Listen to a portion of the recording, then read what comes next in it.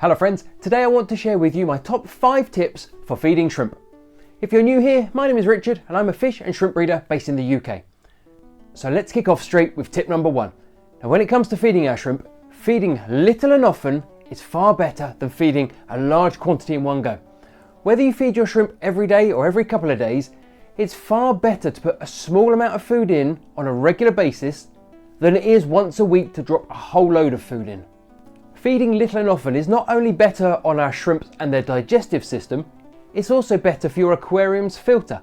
To have the waste spread out over an entire week is far better than having it all in one go. If we feed our shrimp in one go, they will process that food and the waste will come out more or less in one go. So tip number 2 is to feed your shrimp foods which hold together well underwater. On this channel you've probably heard me speak many times about feeding Repashy gel food. I love Repashy food for shrimp because you plop a cube in the water and it remains stable for up to 2 days, sometimes longer.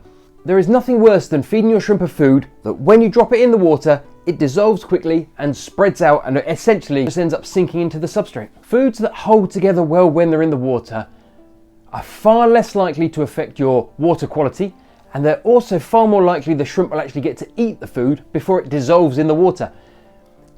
For instance, it's not good to feed shrimp flake food. Flake food tends to fall apart very quickly and loses its goodness, its nutrients very quickly, whereas something like a good quality algae wafer will often hold together well in the water for several hours, giving the shrimp time to find it and to eat it.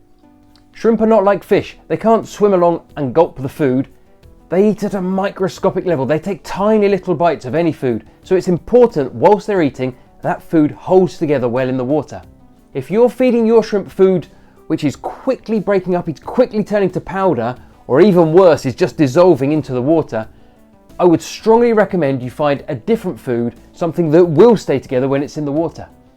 Now tip number 3 is to make sure you feed your shrimp food which is high in protein. Female shrimp in particular need protein when it comes to egg development, and if we feed them a diet which is short in protein, your females may not develop eggs properly. In fact, it may be one of the reasons your shrimp aren't breeding. Now some good quality shrimp foods are already high in protein, but I like to feed my shrimp frozen live foods. So I feed them a lot of bloodworm, I feed them Daphnia, I feed them brine shrimp.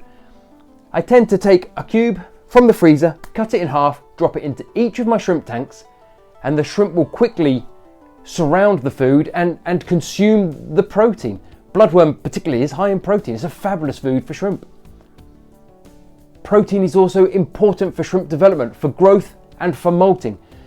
Any shrimp which are only being fed a food which is low in protein may fail to breed and may fail to grow properly.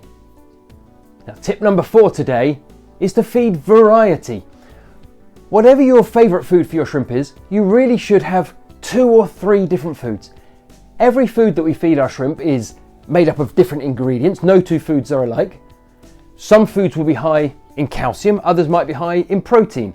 Others will have particular nutrients that the shrimp require. Others might be high in something like algae or spirulina or something. By feeding our shrimp 2, 3, 4 different foods over the course of a week, we give the shrimp the opportunity to get a full range of nutrients, of vitamins, of minerals. In the wild, shrimp would feed on dead fish, bugs, insects, worms, other dead shrimp, small pieces of decaying vegetation, pretty much. I mean, shrimp are detrivores. They will eat pretty much anything and everything they come across. In our aquariums, it can be hard to recreate those conditions. So the best thing we can do is to make sure we feed our shrimp a variety of foods. And tip number 5 is to add catappa leaves. Now, the shrimp don't eat the catappa leaves themselves. Catappa leaves, or Indian almond leaves, they sink to the bottom of our aquarium, and over a week or 2 they slowly break down.